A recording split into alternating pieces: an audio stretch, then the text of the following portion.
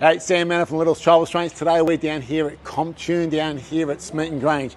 Today I've got a really beauty for you. I've got a 79 Series Landcruiser, not just putting a 79 CRA bracket in the back for 3 anchorage points, but we had to, Michael, who's the customer, who's all the way from Lithgow, he's the one taking the video, so it doesn't turn out well, that's his fault.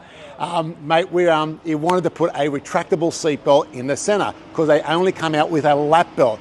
I'm telling you, this looks like a job more than well done. You've got to come have a look at it.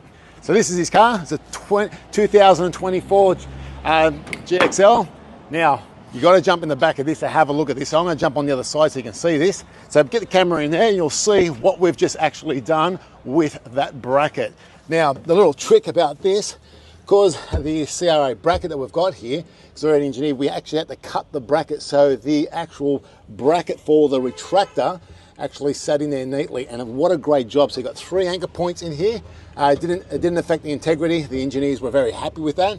And there you can see we've got a retractor in the back instead of a lap belt. So, I mean, it took a bit of time getting this done, but it's a job that can be done. So if you've got a 79 Series, which there are a lot out there, and you're looking at getting a retractable seat belt, especially in the center, and only having a lap belt, well, now you know it can be done. Locks in.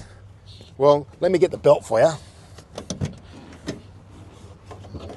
The buckle through,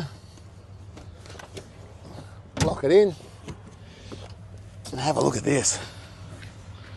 Now, the kids are going to be a lot safer with a retractable seatbelt rather than having only just a lap belt.